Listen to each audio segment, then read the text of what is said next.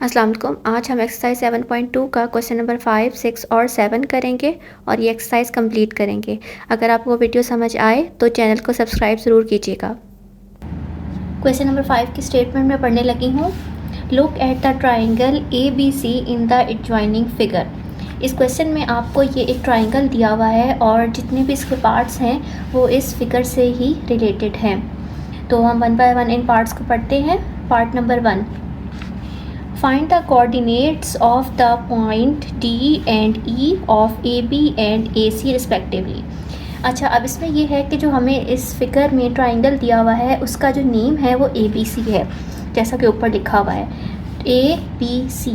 और ABC तीनों के हमें कोऑर्डिनेट्स दिए गए हैं। कोऑर्डिनेट क्या होते हैं? जैसे आपको A का साथ ही 3 और 7 नज़र आ रहा है, तो ये 3 और 7 A के कोऑर्डिनेट्स हैं। ये होता है X कोऑर्डिनेट और इसको कहते हैं Y कोऑर्डिनेट। इस तरह से B का भी आपको X और Y कोऑर्डिनेट नज़र आ रहा है, C का भी आपको X और Y कोऑर्डिनेट नज़र आ रहा है।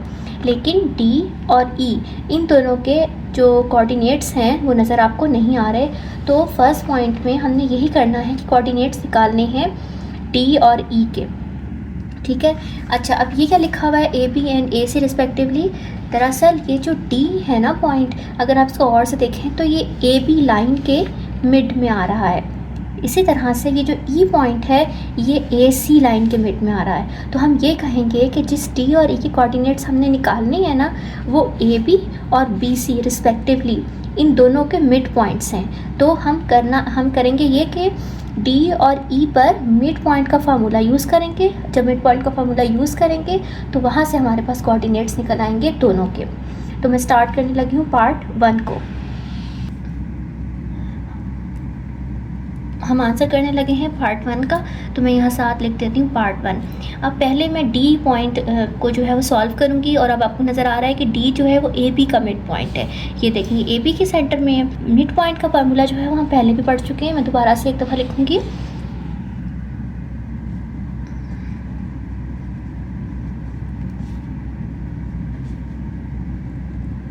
x1 plus x2 divided by 2 और y1 plus y2 divided by 2। अब ये x1 और x2, y1 और y2 क्या है? देखें, अभी मैंने आपको बताया कि जो D पॉइंट है ना वो AB के सेंटर में है। तो पहले तो मैं ये करूँगी कि ये A और B पॉइंट जो है ना वो मैं यहाँ पे लिखूँगी। पॉइंट A ये देखें 3, 7। इस तरह से पॉइंट B ये देखें -4, 0। अब आपको जो कि पता है कि ये x कोऑर्डिनेट है, y कोऑर्डिनेट है, ये इसका x कोऑर्डिनेट है, y कोऑर्डिनेट है, तो हम इनको नाम दे देते हैं। नाम इस तरह से कि इसको हम नाम दे देते हैं x1 का, जो कि इसका x कोऑर्डिनेट है। इसके x कोऑर्डिनेट को हम नाम दे देते हैं x2। इसके y कोऑर्डिनेट को हम नाम दे देते हैं y1 और इसके y कोऑर्डिनेट को हम नाम दे देते हैं y2। तो ये जो चीज़ें हैं ना वो दरअसल यहाँ पर लिखी गई हैं। अब हम कैसे निकालेंगे मिड पॉइंट D का? कि हम x1 और x2 को यहाँ प्लस करेंगे, 2 से डिवाइड करेंगे, y1 और y2 को यहाँ प्लस करेंगे, 2 से डिवाइड करेंगे। जो भी आंसर आया वो मिड पॉइंट निकल आएगा D का। ठीक। और ये मिड पॉइंट जो है ये वाला D, इसके कोऑर्डिनेट्स चूँकि मुझे भी नहीं पता, मुझे निकालने हैं x और y हैं, तो फ़िलहाल जो है मुझे जब नहीं पता तो मैं इसको जस्ट x और y लिख रही हूँ। एंड में इसकी हमें वैल्यू मिल जाएगी। चलें, अब इस पॉइंट को आप यूँ समझिए कि मैं यहाँ पर कर रही हूँ। अब देखें, ये मैंने ये लाइन दोबारा उतारनी है नीचे, इसको तो एज इट इज़ मैंने उतार लिया, लेकिन जब मैं ये उतारूंगी तो यहाँ पे ये देखें x1 की वैल्यू क्या है 3, x2 की वैल्यू देखिए मैंने लिखनी है, लेकिन चूँकि वो -4 है यानी माइनस में है, अगर माइनस में कोई वैल्यू हम पुट करें तो हम ब्रैकेट में करते होते हैं। और इसी तरह से नीचे 2 लिखना था तो मैंने 2 लिख दिया। इस तरह से y1 की वैल्यू क्या है 7 प्लस y2 की वैल्यू क्या है ये देखें 0, तो वो मैंने यहाँ पे पुट कर दी। अब इसके बाद 3 को एज इट इज़ लिखें और प्लस माइनस माइनस या क्या 4, 7 में 0 प्लस करें तो वो 7 ही रहेगा। नेक्स्ट स्टेप 4 और 3, 4 में से अगर आप 3 को माइनस करें तो वैसे तो 1 आता है, लेकिन माइनस साइन आपने इसलिए लगाना है कि 4 की वैल्यू बड़ी है और उसके साथ माइनस आ रहा है, तो इस वजह से आपने यहाँ माइनस लिखना है। ये 7/2 आप एज इट इज़ यहाँ पे लिख दें।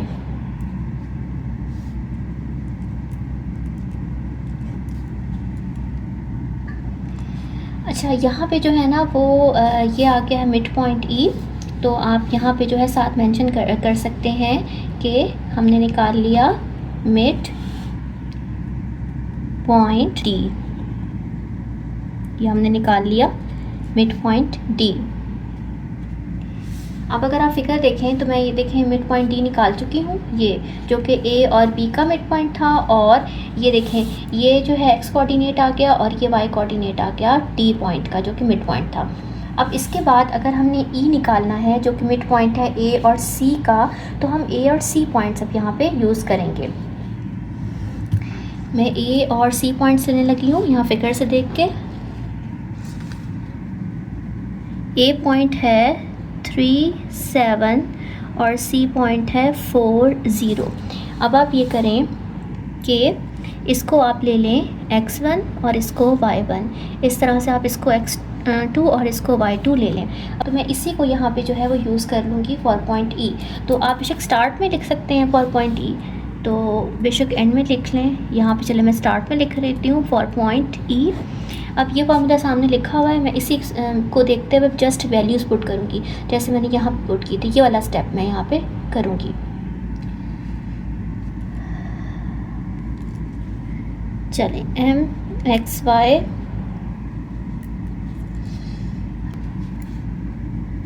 अभी देखें इस 4.e के लिए हमारा x1 जो है वो 3 है। मैंने जैसे x1 x2 को ऐड करना है ना, तो मैंने 3 और 4 को यहाँ पे अब ऐड करना है। तो ये मेरा आ गया 3 + 4 डिवाइडेड बाई 2। इसी तरह से जब मैंने y1 और y2 को ऐड करना है, तो ये देखें ये y1 है और ये y2 है, 7 + 0। तो ये आ गया 7 + 0 डिवाइडेड बाई 2। अब 4 और 3 को प्लस करें तो ये आपके पास आ जाएगा 7/2। 7 और 0 को प्लस करें तो 7/2। तो ये आपका मिड पॉइंट निकल आया ई। ठीक है, मैंने ऊपर लिख दिया था। अब आप ये भी कर सकते हैं कि आप अपनी फिगर पे आएँ और आपका जो मिड पॉइंट आया था ना ई डी के लिए, वो यहाँ पे लिख दें। ठीक है, जैसे -1/2 7/2, तो मैं यहाँ पे लिख देती हूँ -1/2 7/2। इस तरह से जो मैंने ई के लिए निकाला था वो 7/2 था, तो वो मैं यहाँ पे लिख देती हूँ 7/2 7/2। इस तरह से मैंने जो फर्स्ट पार्ट है वो अपना कंप्लीट कर लिया है। मुझे कोऑर्डिनेट्स निकालने थे किसके, डी और ई के, और जो कि मिड पॉइंट्स थे ए बी और ए सी रिस्पेक्टिवली के। तो मैंने कोऑर्डिनेट्स निकाल लिए। कैसे निकाले, मिड पॉइंट का मैंने फार्मूला अप्लाई कर दिया। अब हम करने लगे हैं इसका part 2, find D D E and D B C. अच्छा, अब ये देखें कि डी क्या है। तो ये जो डी है ना, इसका मतलब होता है डिस्टेंस, इसका मतलब भी डिस्टेंस है। तो ये हमें किसका डिस्टेंस निकालने कह रहे हैं। अगर आप ये फिगर देखें तो सबसे पहले तो ये कि इस फिगर में ना आप इन दोनों को ज्वाइन कर दें ताकि ये कंप्लीट लाइन बन जाए। अब हम ये कह रहे हैं कि ये जो डी ई लाइन बनी है ना, इसका हमने डिस्टेंस निकालना है, और एक डिस्टेंस हमने निकालना है बी सी लाइन का। तो डिस्टेंस फार्मूला जो है वो हम 7.1 से कर रहे हैं। मैं वो अप्लाई करने लगी हूँ डी ई पे और उसके बाद बी सी। पहले हम ऐसा करते हैं, डी और ई पॉइंट्स नीचे लेते हैं और उस पर अप्लाई कर देते हैं डिस्टेंस फार्मूला। तो मैं पॉइंट लेने लगी हूँ डी और ई नीचे। अब ये पॉइंट्स जो हैं ये देखें, ये पॉइंट था ना डी पॉइंट, ये देखें। तो मैं यहाँ पे अगर डी पॉइंट ले लूँ -1/2 7/2, ठीक है। और उसके बाद मैं पॉइंट ले लूँ ई पॉइंट, ये ई पॉइंट था तो ये था 7/2 7/2। अब अगर मैंने डिस्टेंस फार्मूला लगाना है तो आपको पता है डिस्टेंस फार्मूला निकालना हो या हमने मिड पॉइंट निकालना हो, दोनों केसेस में हम इसके एक्स और वाई कोऑर्डिनेट्स को मेंशन करते हैं। तो ये जो हो गया वो x1 हो गया, ये हो गया y1, इस तरह से ये हो गया x2 और ये हो गया y2। और डिस्टेंस फार्मूला भी हम 7.1 से पढ़ रहे हैं। तो मैं डिस्टेंस फार्मूला अप्लाई करती हूँ, अगर जो कि हमने डी और ई पे अप्लाई करना है। ये ई पॉइंट है तो हम इस तरह से लिखेंगे, और डिस्टेंस फार्मूला होता है x2 - x1 का स्क्वायर प्लस y2 - y1 का स्क्वायर। मैं सिंपल वैल्यूज पुट करने लगी हूँ। ये देखें, x2 की वैल्यू है 7/2 जो कि मैंने यहाँ पुट कर दी। इस तरह से x1 की जब मैं वैल्यू पुट करने लगी तो उसमें माइनस साइन आ रहा था, और आपको पता है जब हम माइनस साइन लेते हैं तो हम उसको फिर ब्रैकेट में लिखते हैं, तो माइनस साइन को मैंने ब्रैकेट में यहाँ पे लिख लिया। इस तरह से जब मैंने y2 की वैल्यू पुट की तो उसमें आ गया 7/2। इस तरह से y1 की वैल्यू में भी आ गया 7/2।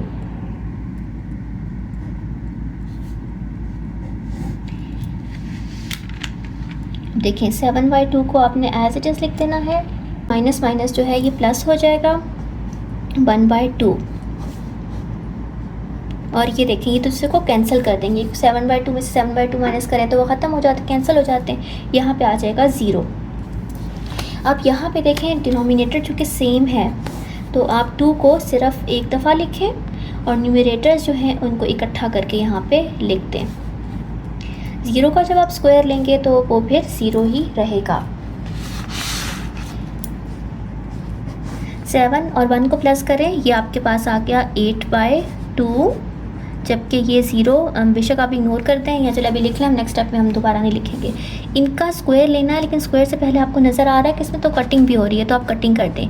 2 1s are 2, 2 4s are 8। तो नेक्स्ट स्टेप में अब आप इसको लिखें 4 का स्क्वायर, 0 को आप इग्नोर करते हैं। अच्छा, आप 4 का स्क्वायर लेंगे तो वो 16 आ जाएगा, और नेक्स्ट स्टेप में जब आप इसका स्क्वायर रूट लेंगे तो वो आ जाएगा 4। ठीक है, आप ऐसे करें, इसको 1 का नाम दे दें, और हम ये निकाल चुके हैं distance DE।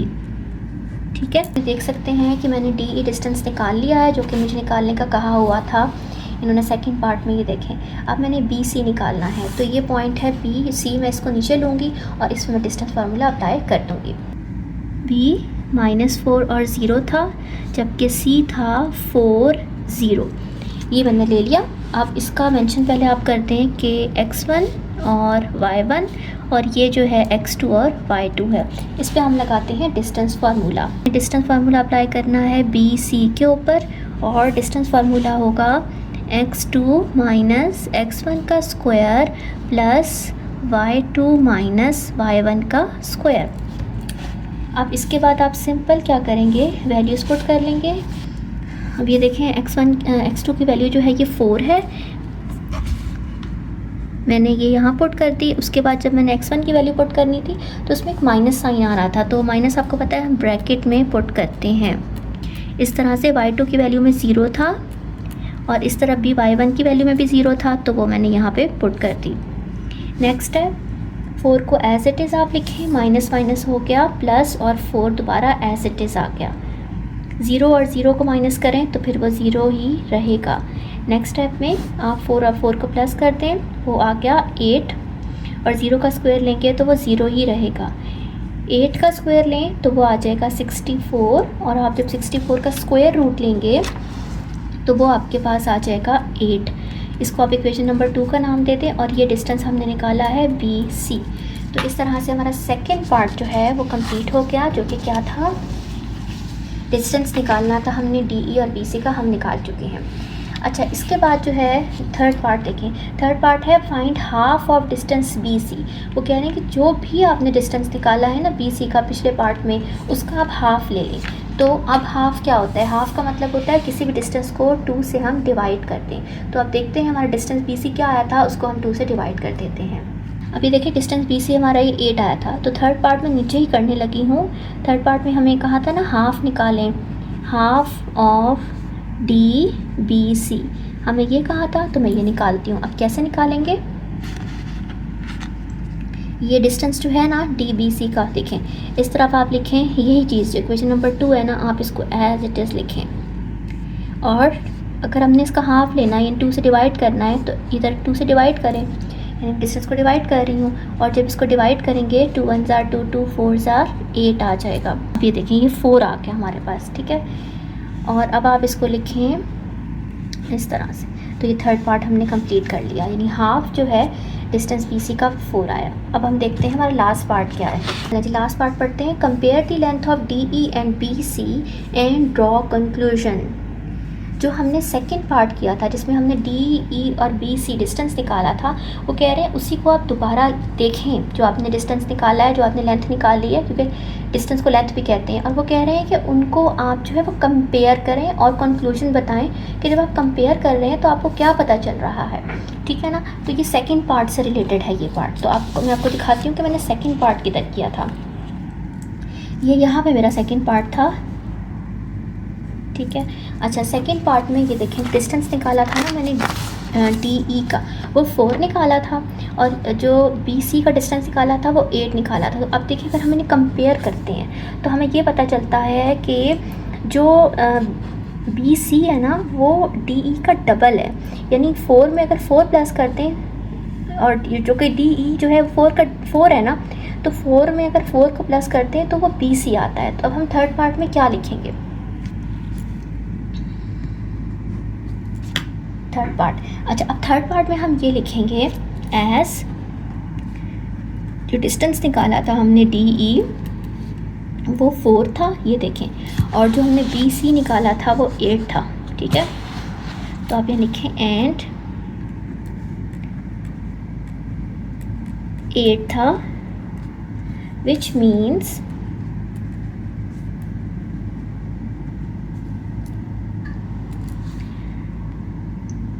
D B C is equal to 2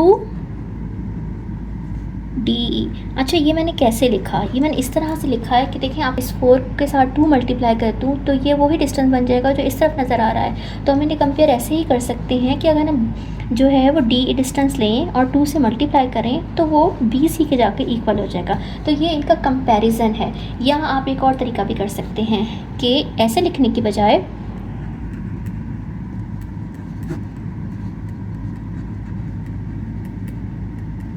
इस तरह लिखें। इसका मतलब है कि अगर आप बी सी डिस्टेंस 8 को लें और 2 से डिवाइड करते हैं तो जो आंसर आएगा वो डी ई के इक्वल आएगा। तो आप इस तरह से कर सकते हैं, आपकी मर्ज़ी, आप कंपैरिजन ऐसे करें या ऐसे करें। कंपैरिजन भी कर लिया और यही इसका कंक्लूजन निकला कि ये हम इसको इस तरह या इस तरह से लिख सकते हैं।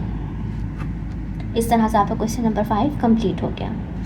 क्वेश्चन नंबर 6 की स्टेटमेंट मैं पढ़ने लगी हूँ। ये क्वेश्चन देखने में जो स्टेटमेंट है बहुत ज़्यादा लेंथी लग रही है, लेकिन ये क्वेश्चन का आंसर जो है ये बहुत ही ज़्यादा आसान है। तो मैं स्टेटमेंट पढ़ती हूँ। Hasan and Ali participated in a race competition. Hasan और अली ने एक रेस कंपटीशन में हिस्सा लिया। They both have to start running from different points on coordinate axis at a distance of 6 units from origin. But they must reach at the same target point C. अच्छा, इसमें आप ज़रा इस figure को देखें। इस फिगर में ना सबसे पहले तो ये कि आपको एक्सेस का पता है। ये जो होता है ये होता है एक्स एक्सेस। मैं यहाँ पे लिख देती हूँ। ये जो है ना ये होता है वाई एक्सेस, तो इसका भी मैं यहाँ पे लिख देती हूँ वाई एक्सेस। उन्होंने ये कहा है कि वो जो थे वो different points on coordinate axis पे थे। इसका मतलब ये है कि उनके एक्सिस डिफरेंट थे। तो अब आपको फिगर से नज़र आ रहा होगा कि ये देखें, अली जहाँ पे है ये वाई एक्सिस के ऊपर पॉइंट आ रहा है। इस तरह से जहाँ पे हसन है, ये देखें हसन इस जगह है, ये एक्स एक्सिस पे आ रहा है। अब ये वाई एक्सिस पे है अली, हसन एक्स एक्सिस पे है। अब इन्होंने करना क्या, इन्होंने करना ये है कि इनका एक कॉम्पिटिशन हुआ जिसमें उन्होंने रनिंग करनी थी। ये जो पॉइंट सी है ना, हसन ने भी यहाँ तक आना था और अली ने भी यहाँ तक आना था। और उस क्वेश्चन में ये बता दिया गया है कि ये पॉइंट सी जो है जितना ये अली से फासले पर है उतना ही हसन से फासले पर है। तो ये जहन में रखें कि इसका मतलब ये है कि सी जो है मिड पॉइंट है जो कि अली और हसन के दरमियान में है, और अली और हसन दोनों सी पॉइंट पे आना चाह रहे हैं। आगे स्टेटमेंट पढ़ते हैं। If Hasan starting point is on X axis and Ali starting point is on Y axis, जो कि मैंने आपको बता दिया है in the figure, then find the coordinates of the G first part है starting point of Hasan and Ali. तो देखिए उन्होंने सिंपल हमें ये कहा है कि जैसे हमने पिछले क्वेश्चन में भी कोऑर्डिनेट्स निकाले थे, वो कह रहे हैं अली और हसन में कोऑर्डिनेट्स निकालें। अच्छा देखें कैसे निकालें। इसके सबसे पहले तो ये कि आपको ये तो पता है ना कि जो एक्स एक्सिस होता है और वाई एक्सिस होता है, जहाँ पे ये दोनों इंटरसेक्ट कर रहे होते हैं, इसके यहाँ पे ना पॉइंट बनता है ओरिजिन। ये ओरिजिन होता है। ओरिजिन एक ऐसा पॉइंट होता है जिसका एक्स कोऑर्डिनेट 0 होता है और वाई कोऑर्डिनेट भी 0 होता है, ठीक है। अच्छा, इसमें ना एक चीज़ ये बताई गई थी यहाँ पे कि 6 यूनिट फ्रॉम ओरिजिन, ये क्या चीज़ है ये आप सुन लें पहले। देखें, वो कह रहे थे कि जो अली है ना, अली ओरिजिन से 6 यूनिट के फासले पे है। हम ऐसे करते हैं, यहाँ पे लिख भी लेते हैं 6 यूनिट। और इस तरह उन्होंने ये भी कहा था कि जो हसन है ना, वो भी ओरिजिन से 6 यूनिट के फासले पे है। ये चीज़ उन्होंने ये बताई थी। अब देखें, सबसे पहले ना आप एक चीज़ जहन में रखें, जब कोई पॉइंट, जैसे अली है, अली को आप एक पॉइंट समझ लें, जब कोई पॉइंट वाई एक्सिस के ऊपर होता है ना, तो उसमें ये होता है कि उसका जो एक्स एक्सिस होता है वो हमेशा ज़ीरो होता है, एक्स एक्सिस, क्योंकि वो वाई के ऊपर होता है। इसी तरह से जैसे हसन है, हसन को भी एक पॉइंट समझ लें, अगर कोई पॉइंट एक्स एक्सिस के ऊपर होता है तो उसका वाई कोऑर्डिनेट ज़ीरो होता है। ठीक, अली का यहाँ पे एक्स कोऑर्डिनेट ज़ीरो होगा क्योंकि वो वाई एक्सिस पे है। तो अगर मैं इसका कोऑर्डिनेट्स लिखना चाहूँ, जो कि मुझे पार्ट 1 में कहा गया है, तो इसका कोऑर्डिनेट जो है पहले तो आप ज़ीरो लगाएं, क्योंकि मैंने अभी आपसे कहा ना कि अगर कोई पॉइंट वाई एक्सिस के ऊपर हो तो उसका एक्स कोऑर्डिनेट ज़ीरो होता है, इसलिए ज़ीरो लगाएं। जबकि वाई कोऑर्डिनेट 6 है। अब ये मुझे कैसे पता चला? ये क्वेश्चन में मेंशन था कि हसन जो अली जो है ओरिजिन से 6 यूनिट के फासले पे है, तो ये 6 जो होगा ना, ये ऑब्वियस सी बात है कि इसका वाई कोऑर्डिनेट ही होगा, क्योंकि एक्स कोऑर्डिनेट तो ज़ीरो है। इसी तरह से अगर आप हसन पे आएँ, तो हसन चूँकि एक्स एक्सिस पे है, तो इसका जो वाई कोऑर्डिनेट है वो ज़ीरो होगा। ठीक है, एक्स कोऑर्डिनेट जो है वो 6 होगा, क्योंकि ये ओरिजिन से 6 यूनिट के फासले पे यहाँ खड़ा है, और ये ऑब्वियस सी बात है, इसका एक्स कोऑर्डिनेट ही होगा क्योंकि वाई कोऑर्डिनेट तो ज़ीरो है। तो इस तरह से हमने पार्ट 1 जो है वो कंप्लीट कर लिया। हमने स्टार्टिंग पॉइंट निकाल लिया हसन और अली का। ये स्टार्टिंग पॉइंट क्यों कर रहे हैं? क्योंकि वो स्टार्ट से इधर ही खड़े हुए हैं ना, यहाँ से उन्होंने अपने टारगेट की तरफ जाना है। ठीक है, तो ये पार्ट 1 कंप्लीट हो गया। आप यहाँ पे लिख सकते हैं पार्ट 1 के आंसर में कि हमने निकाल लिए हैं स्टार्टिंग पॉइंट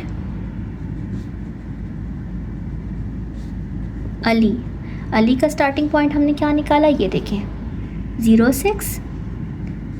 आप इसको ना ए का नाम भी दे सकते हैं, अली के लिए ए का नाम। इसी तरह से स्टार्टिंग पॉइंट ऑफ हसन का एच आप ले सकते हैं, और वो क्या था 60। पार्ट 1 हम कंप्लीट कर चुके हैं।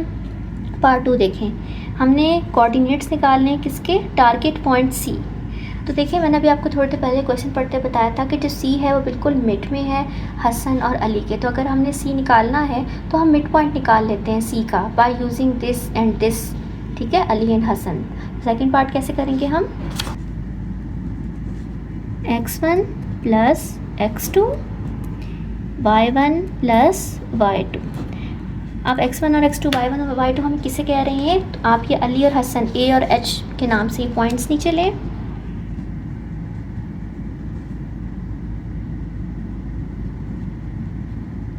क्योंकि अभी मैंने आपको बताया ना, अली और हसन के मिड में है सी पॉइंट, तो अली और हसन वाले मैंने पॉइंट्स ले रही हूँ, और इन्हीं को जो है मैं x1 y1 और x2 और y2 का नाम दे दूँगी। अब आप इसी को नीचे लिखें, लेकिन वैल्यू पुट करते जाएं साथ साथ। जैसे x1 की वैल्यू क्या है, ये देखें 0, x2 की वैल्यू क्या है 6। इसी तरह से ये देखें y1 की वैल्यू क्या है 6 और y2 की वैल्यू क्या है 0।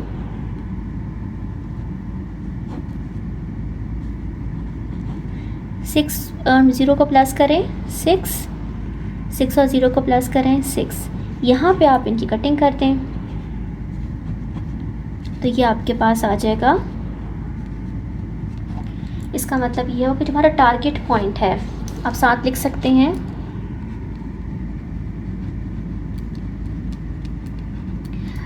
टारगेट पॉइंट 3 तो हमारा ये जो पॉइंट था ना सी, ये देखें, इसके साथ आप लिख सकते हैं 3 ठीक। तो ये हमारा क्वेश्चन नंबर 6 भी कंप्लीट हो गया। चलिए जी, हम स्टार्ट करने लगे हैं लास्ट क्वेश्चन ऑफ एक्सरसाइज 7.2, और इसके मैं स्टेटमेंट पढ़ती हूँ। Label the missing coordinates of the vertices of the following figures. अच्छा, इसमें 2 पार्ट्स दिए गए हैं, पार्ट 1 है, पार्ट 2 है। पार्ट 1 में भी एक फिगर दी गई है, पार्ट 2 में भी एक फिगर दी गई है। तो हम पहले पार्ट 1 से स्टार्ट करते हैं। और पार्ट 1 में देखें आप, स्क्वायर है नज़र आ रहा है आपको यहाँ पे, और इसका नाम है OLMN। और इसमें उन्होंने हमें करना क्या है, उन्होंने कहा है कि मिसिंग कोऑर्डिनेट्स निकालें। देखिए आपको यहाँ पे अगर आप इस फिगर को देखें तो आपको एल के कोऑर्डिनेट्स नज़र आ रहे हैं। ये देखें, ये एक्स कोऑर्डिनेट है, ये वाई है, लेकिन एम के नज़र नहीं आ रहे, एन के नज़र नहीं आ रहे और ओ के नज़र नहीं आ रहे। तो हमने बस ये निकालने हैं। अब सबसे पहले तो ये कि ये देखें, ये वाई एक्सिस है जैसे मैंने पिछले क्वेश्चन में भी आपको बताया, और ये जो है ये एक्स एक्सिस है। ये आपको फिगर क्वेश्चन में दी हुई है, मैंने क्वेश्चन की फिगर को यहाँ उतारा है। अब देखिए ये ओरिजिन है, और मैंने आपको पिछले क्वेश्चन में भी बताया था कि जो ओरिजिन होता है ना, उसमें एक्स कोऑर्डिनेट और वाई कोऑर्डिनेट दोनों ज़ीरो होते हैं। तो इसका मतलब है ओरिजिन के पास हम ज़ीरो और ज़ीरो लिख सकते हैं। तो ओ के हम जो है वो निकाल चुके हैं कोऑर्डिनेट्स, एल के भी कोऑर्डिनेट्स के बने। अब हम पहले एन के निकालते हैं। अच्छा, अगर हमने एन के निकालने हैं तो सबसे पहले तो ये कि एक चीज़ आप जहन में रखें, चूँकि हम स्क्वायर की बात कर रहे हैं, और अगर हम स्क्वायर की बात कर रहे हैं तो इसका मतलब ये है इसकी चारों साइड्स की जो मेजरमेंट होगी वो सेम होगी, क्योंकि स्क्वायर की चारों साइडें सेम होती हैं। आप देखें, अगर आप एल को देखें, ठीक है, इसको देखें क्योंकि इसी की हेल्प से हम बाकी भी निकालने लगे हैं। अगर आप एल को देखें तो एल पॉइंट जो है ये देखें एक्स एक्सिस के ऊपर आ रहा है, ऐसा ही है ना। और मैंने आपको पिछले क्वेश्चन में बताया था कि अगर कोई पॉइंट एक्स एक्सिस के ऊपर होता है ना तो उसका वाई कोऑर्डिनेट ज़ीरो होता है, क्योंकि वो खुद एक्स एक्सिस पे होता है। तो आप इसके देखें, जो मैं कोऑर्डिनेट्स गिवन है इसमें से ये ज़ीरो ही है ना वाई, और जबकि ये जो एक्स कोऑर्डिनेट है ये 3 है। अब ये 3 क्या है, इसका मतलब ये है कि ये जो पॉइंट एल है ना, ये ज़ीरो से कितने फासले पे है, 3 यूनिट के फासले पे। ये देखें, इसीलिए इसका एक्स कोऑर्डिनेट 3 हो गया, लेकिन वाई कोऑर्डिनेट पे 0 है, क्योंकि ये खुद पॉइंट एल जो है ये एक्स एक्सिस पे है। अब देखें, अगर ये यहाँ से यहाँ तक मेजरमेंट 3 यूनिट हो गई, ठीक है, तो अभी मैंने आपको बताया कि स्क्वायर में साइड सेम होती हैं, तो इसका मतलब है कि फिर यहाँ पे भी 3 होगा, यहाँ पे भी 3 होगा और यहाँ पे भी 3 होगा, ठीक है। अब आप आ जाएँ एन पे। आप देखें, अगर आप एन को देखें तो एन पॉइंट किसके ऊपर है, वाई एक्सिस पे। तो मैंने आपको पिछले क्वेश्चन में बताया था ना कि अगर कोई पॉइंट वाई एक्सिस के ऊपर हो तो उसका एक्स कोऑर्डिनेट 0 होता है। तो जब हम इसे फिर कोऑर्डिनेट लिखेंगे, इसका मतलब है एक्स कोऑर्डिनेट 0 हो गया, लेकिन वाई कोऑर्डिनेट फिर 3 क्यों हुआ। ये मैंने कैसे लिखा, देखें, ये जो पॉइंट है ओरिजिन और ये एन पॉइंट है, इनके दरम्यान में डिस्टेंस क्या आ रहा है, 3। तो ये 3 आपने यहाँ पे लिखना है, ठीक है। और ये 3 कैसे लिखा ये मैं आपको बता चुकी हूँ। तो एक्स कोऑर्डिनेट 0 होगा क्योंकि ये पॉइंट एन खुद वाई एक्सिस पे है, और वाई कोऑर्डिनेट जो कि 3 होगा क्योंकि सारी साइड 3 हैं और यहाँ से यहाँ तक का डिस्टेंस भी 3 है। अब आप आ जाए एम के ऊपर। एम को देखें, अब एम जो है ना वो ना एक्स एक्सिस के ऊपर है ना वो वाई एक्सिस के ऊपर कोई पॉइंट है, ठीक है, ये इधर आ रहा है। अब इसका जो एक्स कोऑर्डिनेट होगा ना और वाई कोऑर्डिनेट होगा, उनमें किसी में 0 नहीं आएगा। 0 तो नहीं आएगा, फिर क्या आएगा। सबसे पहले तो आप ये देखें कि अगर पॉइंट एम यहाँ है, ये पॉइंट जो है वो वाई एक्सिस से देखें कि कितने फासले पे, 3 फासले पे। लेकिन ये आप इस लाइन को चेक करें, ये लाइन किस तरह की है, ये लाइन है हॉरिजॉन्टल लाइन है, यानी इस तरह से जैसे एक्स एक्सिस होता है, ठीक है।